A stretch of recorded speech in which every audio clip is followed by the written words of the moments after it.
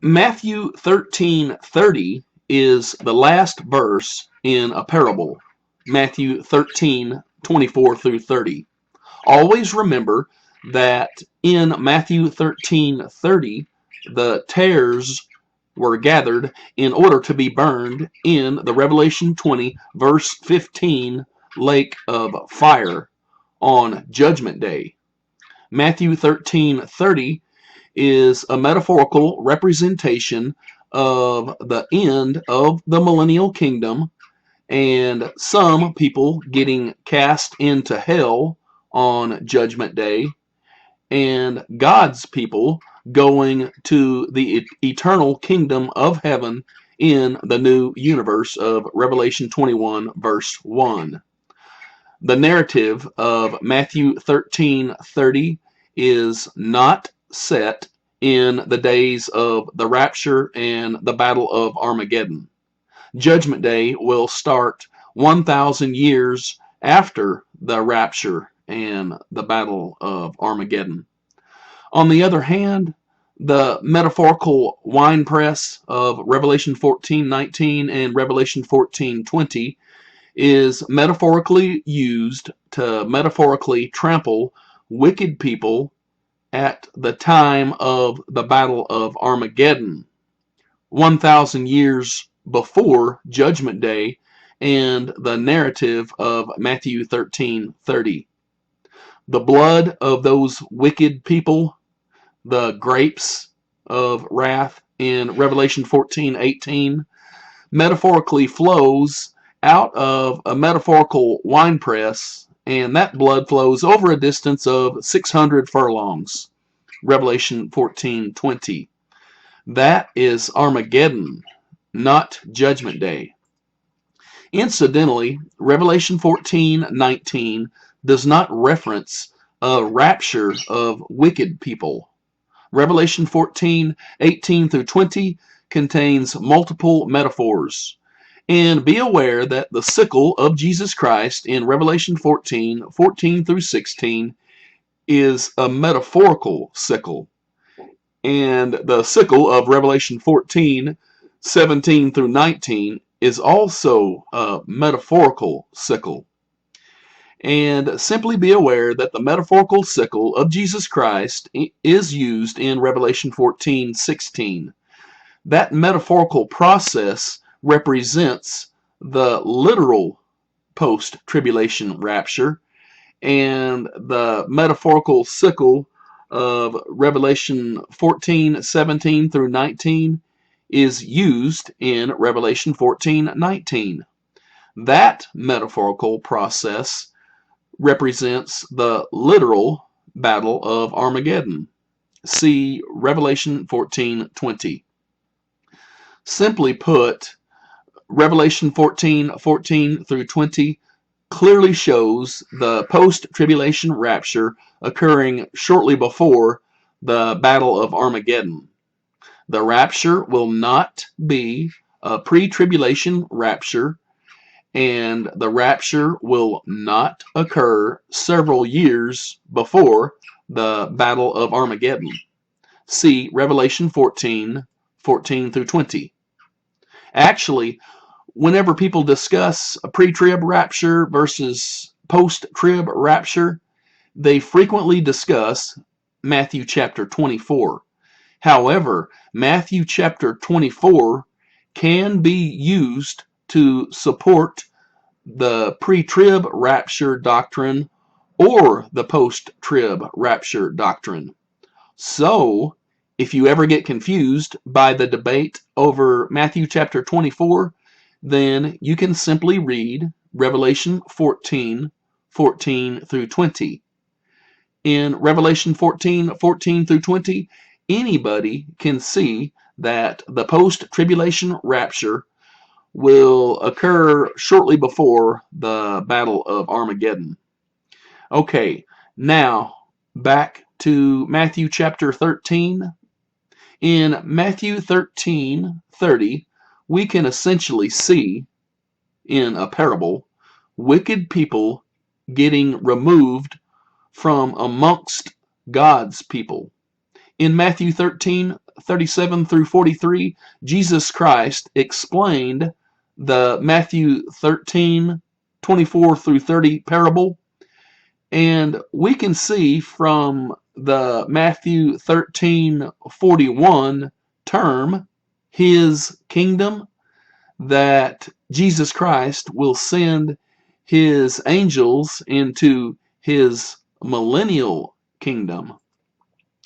As far as we know, what will happen at the end of the millennial kingdom is that the lost souls and the saved souls of mortals on earth may be transported to a spiritual realm where they will be placed into two separate groups that face Jesus Christ on Judgment Day. In Matthew 25:33, we can see sheep on his right and goats on his left.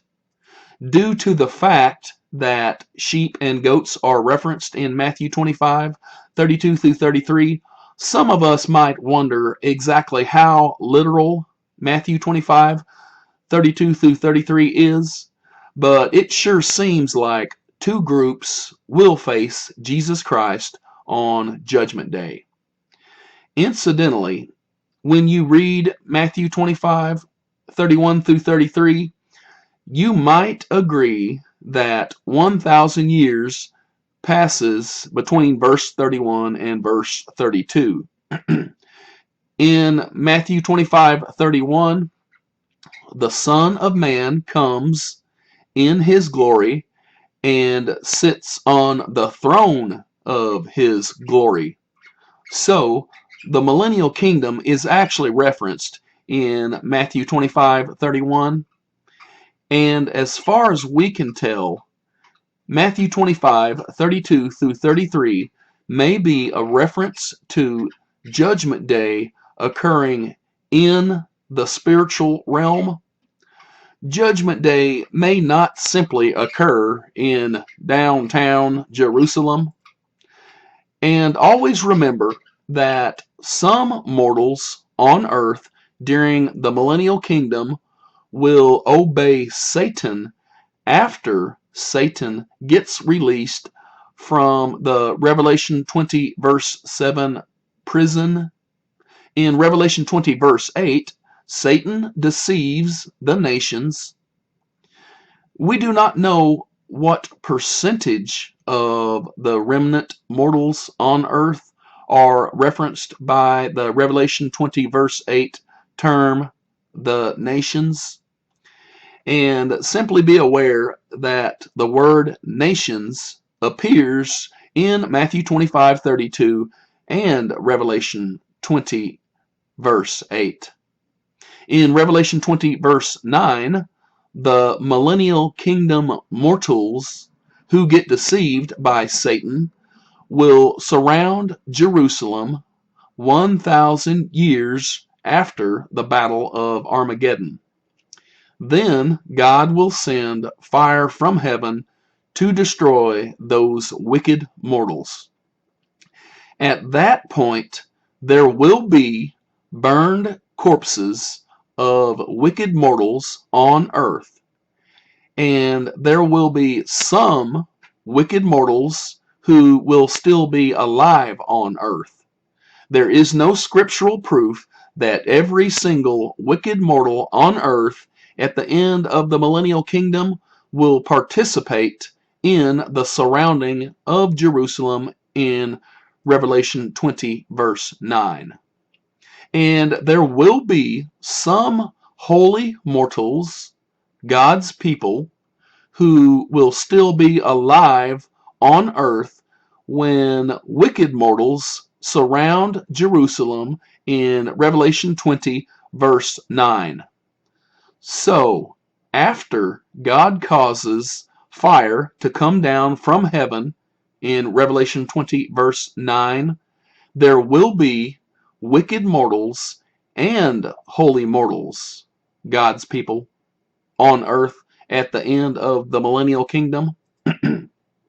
That is when, in Matthew 13:30 and Matthew 13:41, and Matthew 13:49, angels will gather all mortals who remain on earth at the end of the Millennial Kingdom.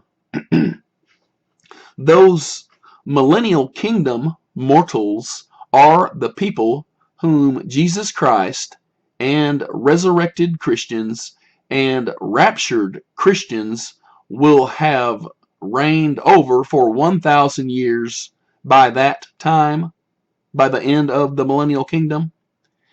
And we also need to remember all of the wicked people who will be raised during the second resurrection. Those people are referenced in Revelation 20 verse 5 and Revelation 20 verse 13. Those people are multitudes of unsaved people who died up to the time of the Battle of Armageddon. Some of them died in Armageddon, and some of them died in the year 1000 AD, and some of them died way back in 2000 BC, and some of them died in 3800 BC, etc. However, remember the wicked mortals of the Millennial Kingdom, the ones who got killed by fire from heaven after they surrounded Jerusalem in Revelation 20 verse 9. Evidently, those people may be included in the second resurrection. Actually, they may get resurrected a very short time after they get killed in Revelation 20 verse 9. Anyway, there is a large group of people who will be a part of the second resurrection, which will occur at the end of the Millennial Kingdom. Revelation 20 verse 5, but the rest of the dead lived not again until the 1,000 years were finished. Revelation 20 verse 13, and the sea gave up the dead which were in it, and death and hell delivered up the dead which were in them.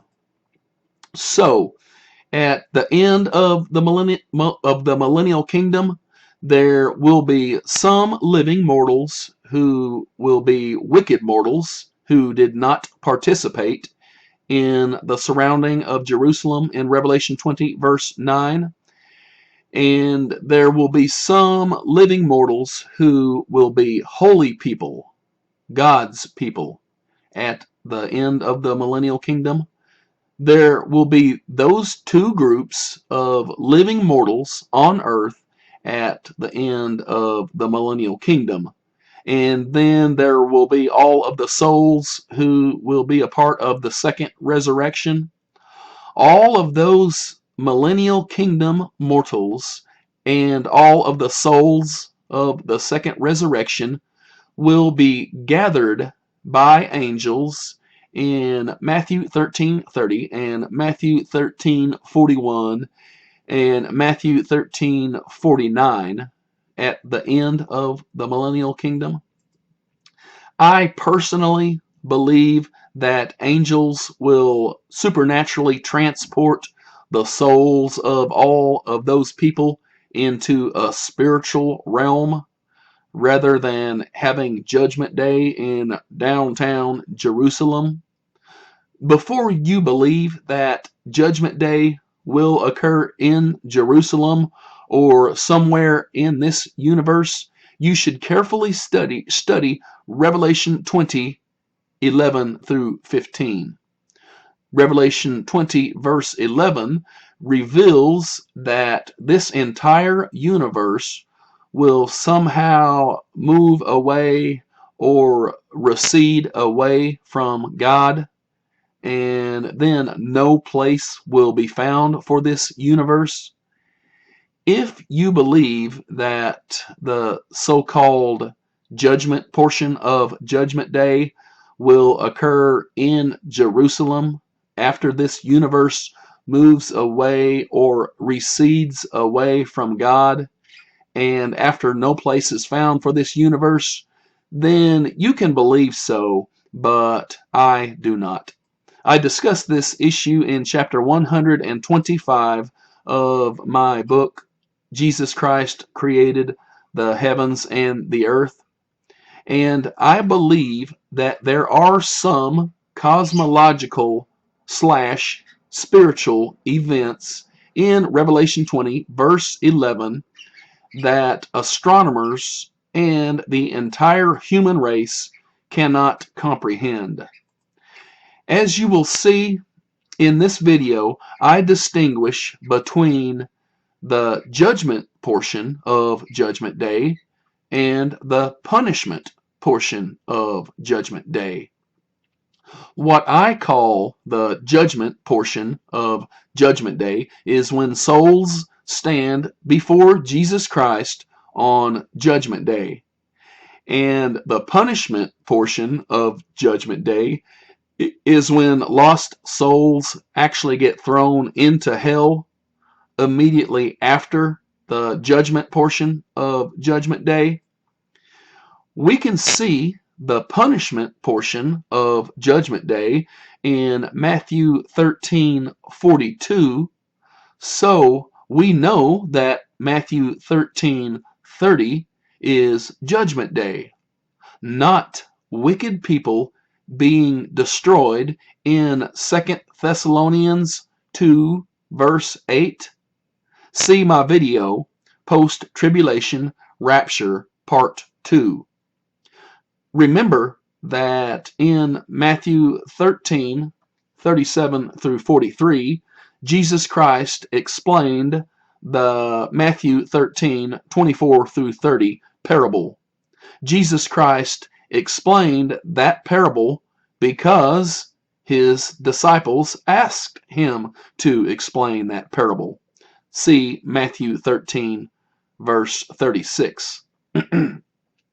And simply be aware that what can be called the judgment portion of Judgment Day occurs implicitly somewhere between Matthew 13:41 and Matthew 13:42, and the punishment portion of Judgment Day is explicit in Matthew 13:42. In Matthew 13:41 through 42, Jesus Christ referenced a time that will post-date the rapture and the Battle of Armageddon by 1,000 years. In Matthew 13:47 through 48, Jesus Christ spoke another parable in which the saved souls and the lost souls are separated on Judgment Day. Then, in Matthew 13:49 through 50, Jesus Christ gave a literal prophecy. In Matthew 13:49, Jesus Christ revealed that, quote, "the angels shall come forth and sever the wicked from among the just," unquote. We know that Matthew 13:49 occurs immediately before Judgment Day because lost souls are thrown into hell in Matthew 13:50. Matthew 13:50 is the punishment portion of Judgment Day.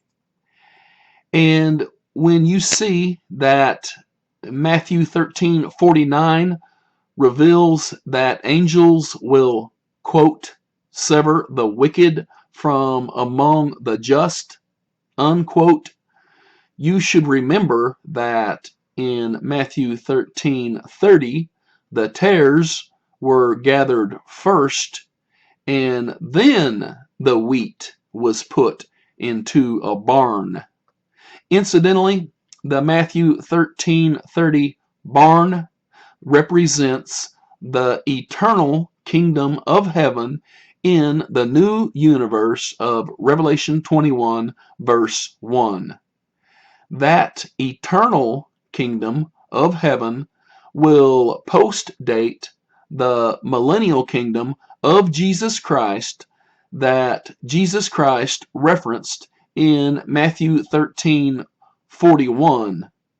His kingdom in Matthew 13:41. So, consider the following chronology. In Matthew 13:41, Jesus Christ referenced his 1,000-year millennial kingdom. And in Matthew 13:42, Jesus Christ referenced Judgment Day. And in Matthew 13:43, Jesus Christ referenced the eternal kingdom of God that will be in the new universe of Revelation 21, verse 1. In Matthew 13:43, you can see that God's chosen ones will shine in the new universe.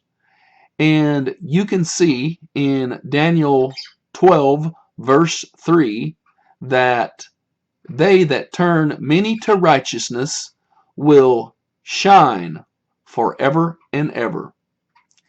Matthew 13:43 and Daniel 12:3 refer to the eternal kingdom of God that will be in the new universe of Revelation 21, verse 1. Okay, all of that having been said, simply be aware that the Matthew 24:31 gathering cannot possibly be the same event as the gathering of wheat in Matthew 13:30. And as for the gathering of Matthew 24:31, simply be aware that it may technically include both the resurrection and the rapture of 1 Thessalonians 4:16 through 17. May Jesus Christ be glorified.